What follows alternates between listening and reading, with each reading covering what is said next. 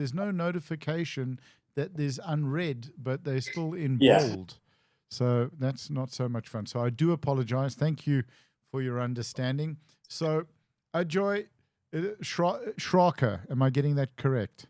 Sarker, yes, Sarker. Sarker. Because you heard with some of my announcing, I'm famous for butchering pronunciation of names. Absolutely fine. So, I've been working internationally for many years, and I've heard all sorts of names for me. Like, for example, in Spain, it's Ajoy rather than Ajoy.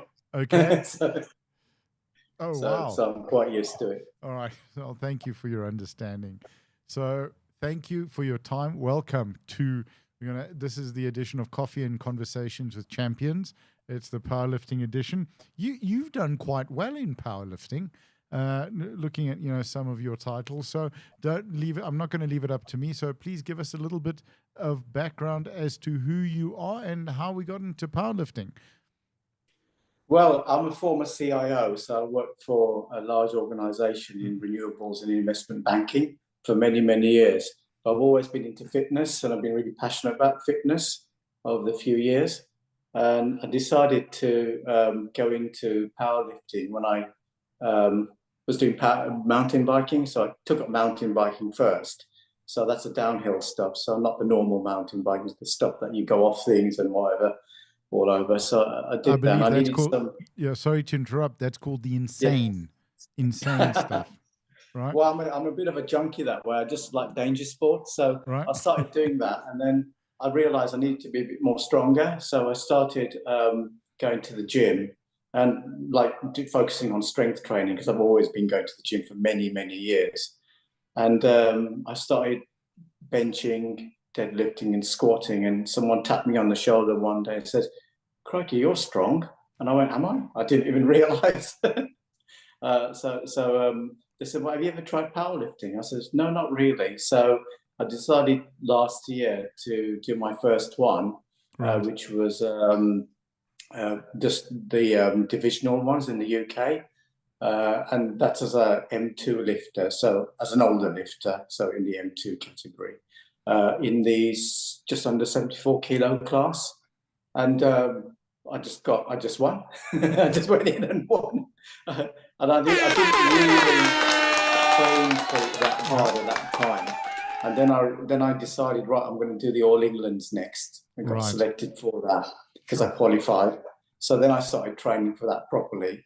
I didn't have a coach. I pretty much know kind of a lot of things about fitness, but I'm not an expert by any means. So I just stuck to the basics, compound exercises, squat, bench, deadlift 3 times a week. That was it. That's all I did.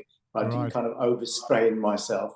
And I just started getting stronger and stronger. And then when I did the All Englands, again, my daughter said to me, it was like I wasn't even trying when I lifted all my maxes. So I was a bit disappointed.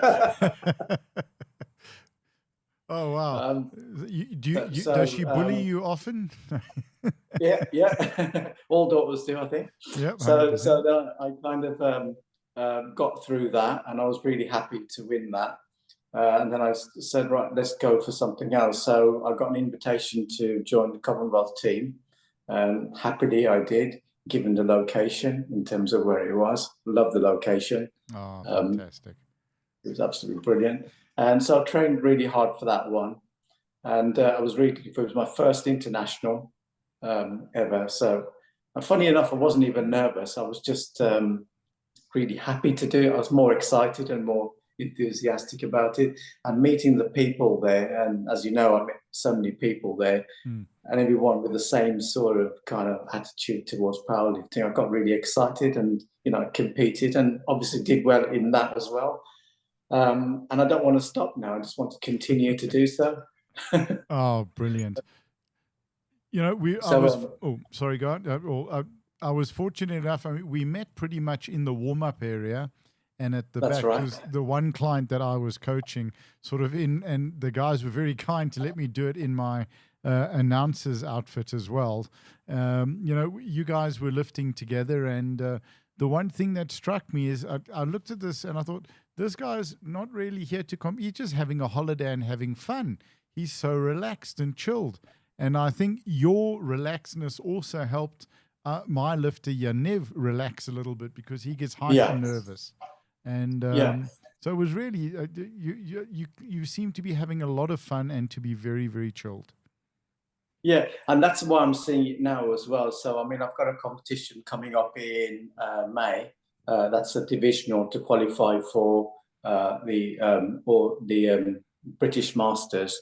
I'm taking the same approach. I'm being relaxed.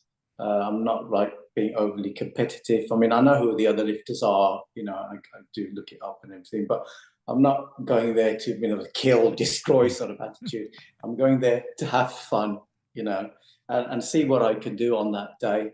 And my training is pretty much like that. I mean, people watch me train quite a lot in my local gym. Mm-hmm. They always say to me, "You look as though you're not even straining when you lift those weights."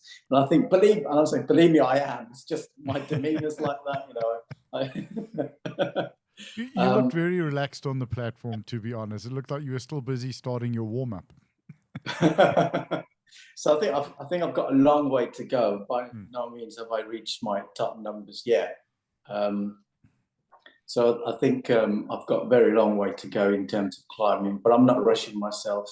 You know, I don't want any injuries and things like. You know, once you're over 50, you've got to be careful. You know, and you don't want to injure yourself. So I'm, to be honest with you, my maxes are normally what I can do for 3 reps. Right. Yeah. Okay. That makes perfect sense, actually. Yeah. That's right. For my age, I think that's the best approach to take. Yeah. But I think if I were chosen for the World Championships, then I would go the extra mile and really do the 1 rep max as much as I can, because I know what I can do. I've got the capability. It's just being very patient with it and just following a good structured program, which I do. And I don't follow any structured program that's out there on the internet, like 531s and things like that, because I tried them for many, many years when I was mountain biking, and none of them work on me. So I've got a very strange body in the way it works with weights. And everyone says that to me, because I've even had coaches training me, and they've said, right, okay, we're going to give you the 5-5, 531, blah, blah. I do that. Nothing, it doesn't work. When I go back to my own style of training, which is extremely heavy, so I go as heavy as I can, but rep heavy as possible, I tend to do really well in that sort of training. So I worked out my kind of training pattern that works for my body. So I've learned my body, and I've learned how it reacts and how it works. And I think that's the best approach. And I think a lot of people make mistakes there, where they feel there's a magic formula out there and there's a magic coach that's going to make them strong. Nobody makes you strong. You make yourself strong. That's the way I see it. Absolutely. And I love what you said about the 3 reps as your max. It is a very safe and responsible way to train. And I think the value of starting lifting, I started as a master 1, and coming into the sport later, you have that maturity of, I've been injured before. I know what an injury does to me physically and mentally, and I'm going to take it easy and preserve my lifting. So I get a sense that we may see a lot of master lifters continuing longer in the sport than some of the lunatics who come in when they're younger and go balls to the wall. And also knowing your body and understanding how your body responds, not restricting yourself, Ajoy, to a program.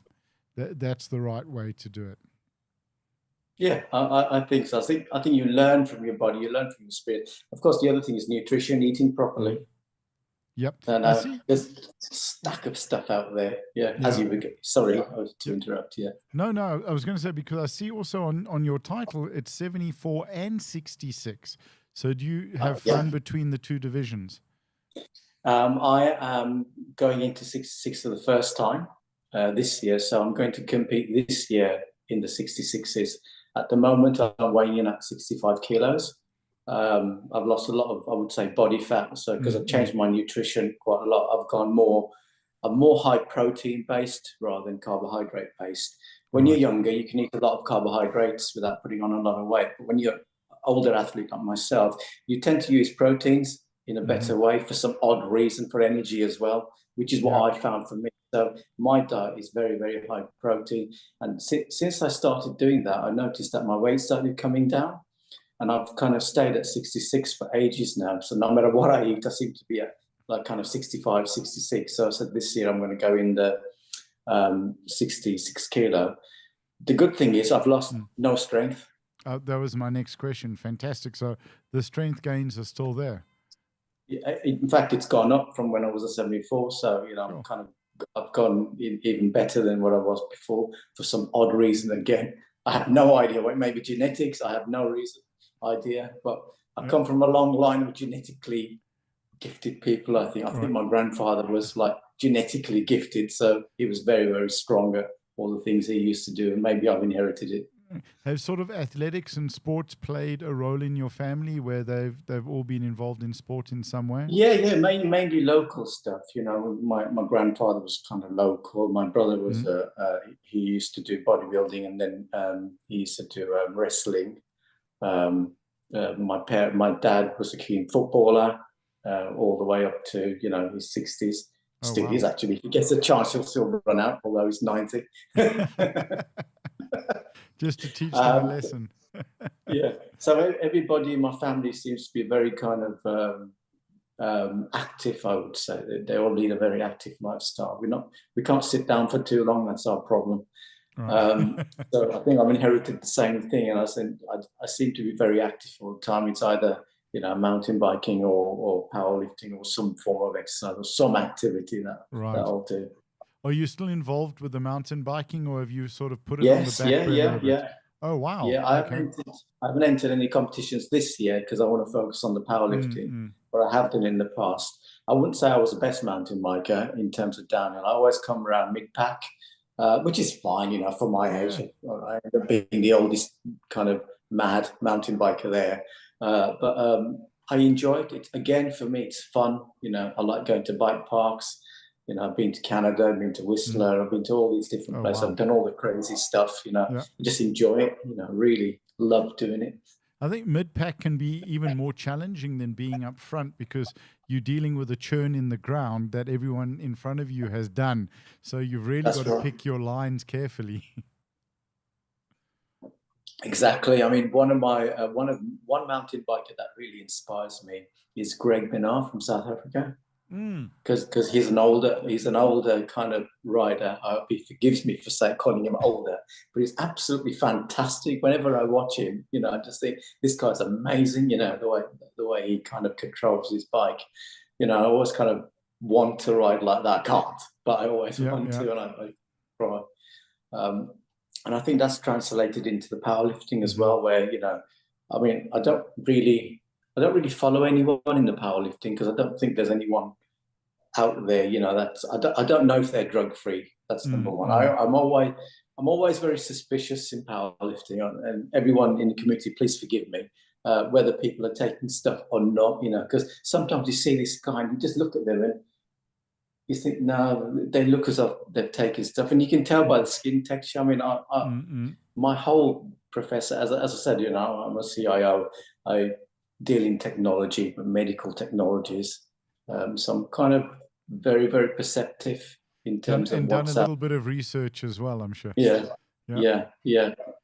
So for me, I don't really follow anyone like that. I mean, there are some younger lifters which I do like for example, what's his name? Pana from France. Okay. He's a 60-kilo lifter. He's really good. He looks natural, you know. He looks quite good. There's some Americans which I do like as well in 74-kilo class. And then there's one that's just moved away from the 74-kilo class, Taylor Atwood, who's now in the 83, I think. Okay. They kind of inspire me a bit because I think that they look natural to me. But then I see some, they look like real monsters, and I think, how is that possible? Yeah. You see, I'm on the opposite end of the scale because I'm around about 105, 110. That's my walking around weight. And when I see guys that are massive and they're in the 105s, I go, am I that big? I think 80% of my weight's in my head, so that's the problem. And also for me with the lifting short arms, you know, great for bench press, not so great for deadlift. But I love the 66 and the 74s because you see massive weights being moved in relation to body size. When you get a bit heavier, you get to the 105s, 120, 120 pluses. It's big numbers, but there's a lot of body mass around it. You don't really see 120 plus athletes doing 3 times body weight deadlift type of stuff, or as common as you do with the really strong lightweights. And that's true. awesome. That's true. That's what kind of brought me to powerlifting as well. I was more interested in the lighter lifter and how much they could lift and how many times their body weight they could go. And for me, that's real strength. Because you can eat as much as you like and you can grow and grow and grow, and you will, mass moves mass. That's a fact. Yep. So, but then how many times your mass are you lifting? So if you're like a 120 kilo person, are you equaling someone who's, say, a 66 or a 59 who's doing 4 times their body weight? No, because you're never going to do 4 times your body weight. So that's real cell structure strength. That's your body. That's pure strength, I think. And I kind of sometimes think that that's how it should be measured. Powerlifting should be measured by the percentage of what you're lifting in terms of body weight. Yeah. So do away with weight classes and get points on your based on your body weight. Yeah, that would be a very that would be a very, very interesting competition format. I think if SBD's watching this, and hopefully they watch a few of these, that's a really good idea for a competition where no weight classes, just age division. Then you go based on your, and I'm sure you could even bring in a formula for age as well, and you could work it out where it's open and and everyone goes for it. So that would be very, very interesting to see. Yeah.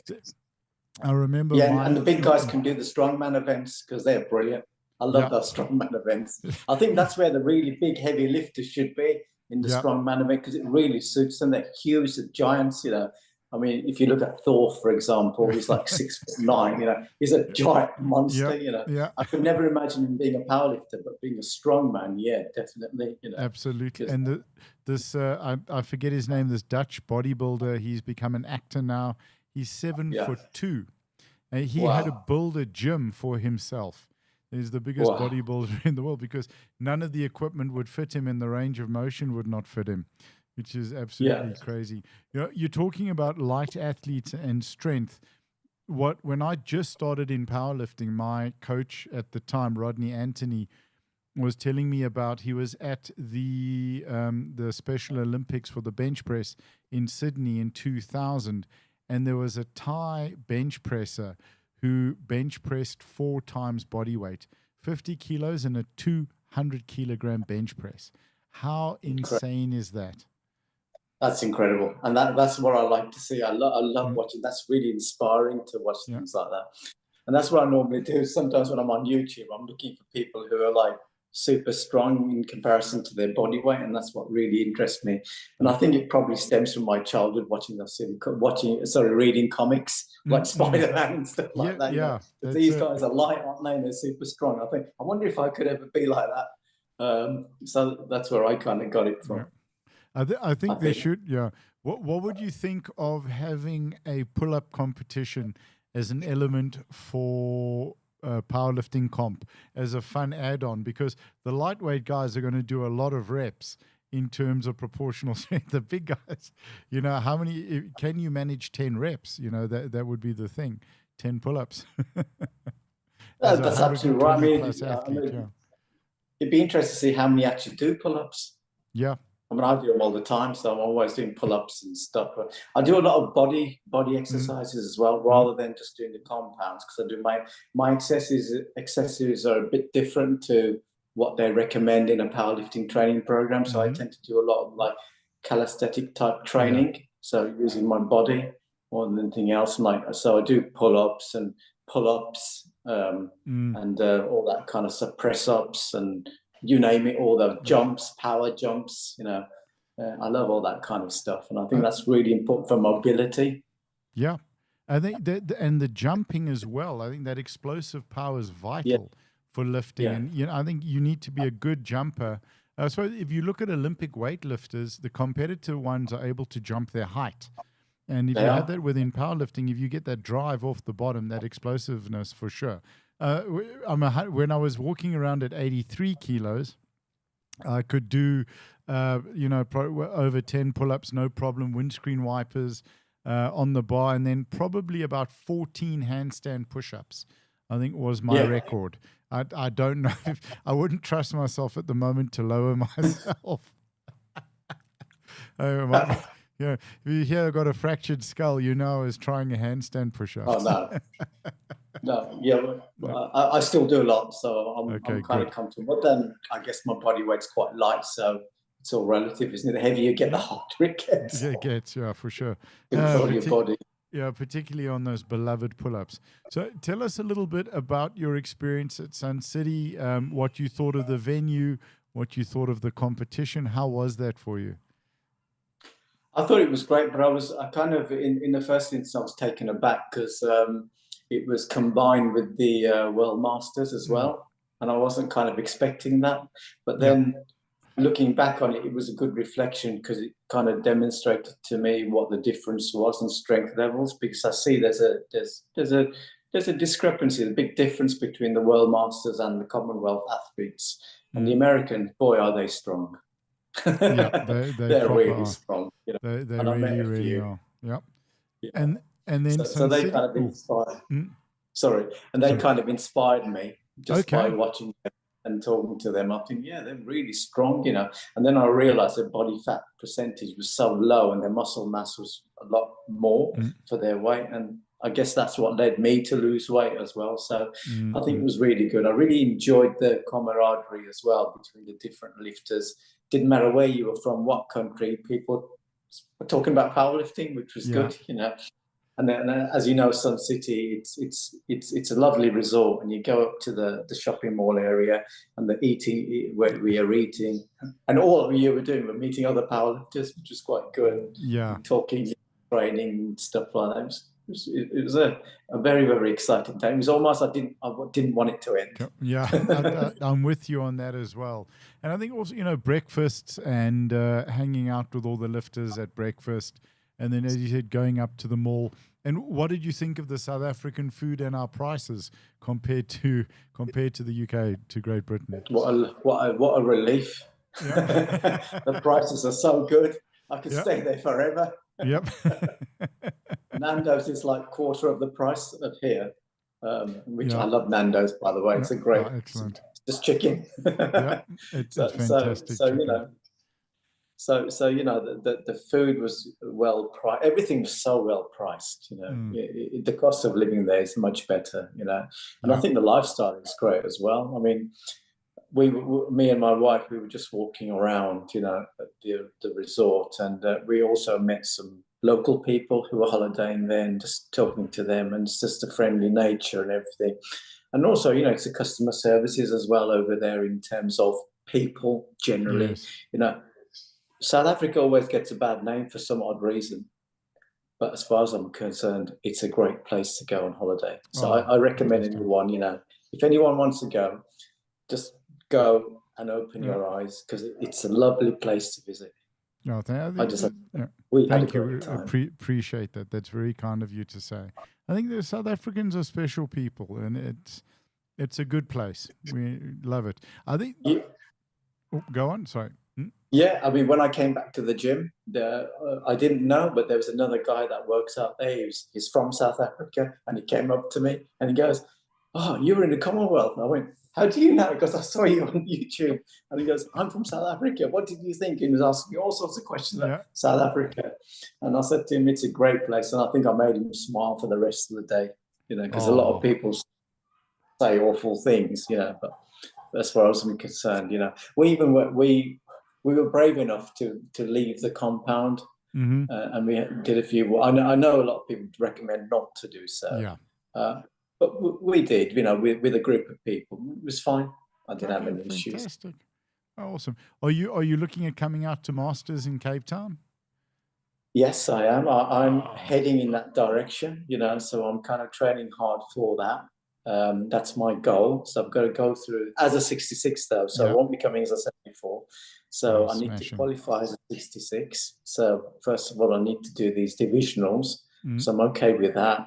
Then I've got to do the British Masters. hopefully they'll select me for the World Masters if I get through there and if I get the qualifying. But I've looked at the qualifying totals. I'm already way above those. I was going to say, My I'm not normal worried. training. I'm not worried. It's fine. We'll see you in Cape Town. Yeah, so I'm hoping they select me. If they do, I'd be very, very happy. I mean, my first time was a 66 and my only second international event. Yeah, so, but I'm really looking forward to it. For me, it's, as I said before, it's all fun. I enjoy it, and I'd love to get more kind of coverage around it because I just love talking to people about it. That's a huge asset then for powerlifting, because the more lifters, you find a lot of lifters that are very quiet and very reserved. And when we have lifters that love talking about it, love sharing their passion and their excitement, and your energy, and love is palpable. It's just an asset for the sport. So please keep talking to people. Oh, yes, definitely. I won't stop. I mean, in my gym, everyone knows me. Okay, great. So I think it's great. Cape Town, you're going to love the venue. I don't know if I can say anything yet about it, but what I will say is this, that the one wall of the venue is just windows, and you look out of those windows and you look up Table Mountain. It feels so close you can almost reach out and touch it. And wow. So I do need to say to people, when you're deadlifting, look straight. Don't go like, oh, wow. So now. Yep. Okay. You know what's going to happen now? When I go back to the gym tomorrow, when I'll be squatting, I'll be imagining Table Mountain in front of me. Good, brilliant. And then get up. You got to get up to the top of that mountain. And the location is great. There's some great restaurants around there. It's close to It took a lot to find a good location, and Cape Town's going to be epic. We're running a series on our lifestyle channel, which is Emet Lifestyle, about what to do in Cape Town. Restaurants, wine farms, tours, helicopter tours. Because what I've found when I've toured or gone on to international comp, you don't really know where to go and what to do and, what to enjoy. So that's, hopefully we can add a little bit more value with that and create a bit of excitement. So it's very cool. If you can come if you can come with a family and come for a little bit longer, can highly recommend that.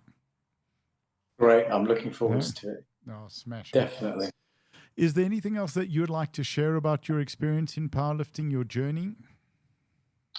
I think my journey's been quite a quick one because, as I said, I only started lifting. It's not even a year. Well, is it a year? Yeah, just over a year now. Okay. I started lifting. I think my kind of message to people who are probably starting out is to be really patient and not kind of jump onto weights. And because I see it quite a lot. I see a lot of people, they come into the gym and suddenly they're kind of trying to squat 100 kilos and not really squatting. They're just like slightly moving their knees, and that's just going to cause injury. So I think my key message to people would be to be patient. No matter what you're lifting, be patient, and don't get disheartened if you can't do the weight you want to do, because you will do it one day if you dial back a bit. Yeah, that's very, very good advice. And I think particularly in this age of instant gratification, and I think with the youngsters, there's a lot of challenge watching the lifting on Instagram and the progress that people are posting. As you said, get the technique and the form right, be patient and build that foundation, and you won't get hurt. Yeah, it's great advice. Exactly. That's kind of my key message. And all I can say is I love powerlifting and I want to keep going at it. I'm relatively young in the game. Absolutely. Old in age. Yeah, 100%. I'm sure you met Dan. I love talking about Dan. He's an institute in South Africa. I know you met Dan Oppenheim. He's our Master 4. He's still going at that age and lifting. He's 80 years old and lifting as a champion. So maybe it's time to get your dad involved. Yeah. I'll have to have words. Yeah, please, if you will. This is us officially calling your dad out. No, I'm just kidding. Never. Anyway. Yep. Oh, smashing. It's great talking to you. Thank you.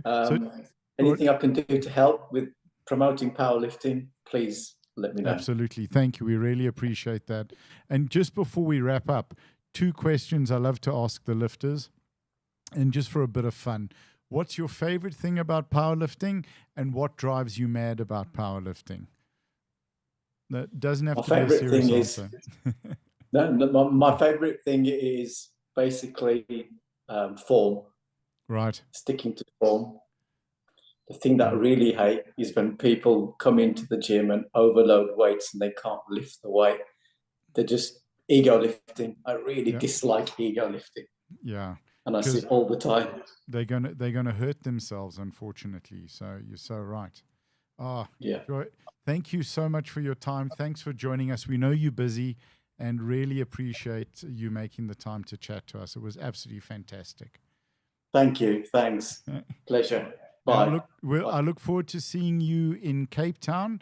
And please let us know how nationals go as well. We'd love to be able to chat to you after the comp.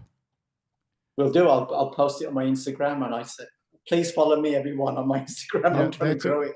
Go check the Instagram. Give him a follow. Yeah. Great lifter. If you want to be calm at a competition, if you want to be relaxed, this is who you go and sit next to, and just be chill. You were as cool as a cucumber. So it was great to see you at the comp. Oh, fantastic. Thank you. Ajoy, take care, my man. Bye-bye. Bye-bye. Thank you.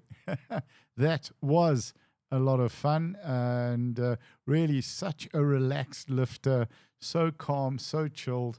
Had a lot of fun chatting to him in Sun City. I was coaching our client, Dr. Yaniv Lakob, and who's sometimes the medical officer. So those of you who have been to Sun City for some of the internationals will know Doc quite well, and Doc gets a little bit stressed. And it was great to be sitting with Ajoy, and he's so chilled and relaxed. So thank you for joining us. Let's see. I don't know if we got anyone on for tomorrow. And nope, no one booked for tomorrow. And no one booked for Thursday yet. But I'll get on it and we'll start booking. If you would like to chat to us about your experience and journey in powerlifting, let us know. DM us. We'd love to have the opportunity to chat with you. If you're just a passionate sport person and you want to chat to us about your particular sport, we're going to be chatting to a couple of arm wrestlers soon.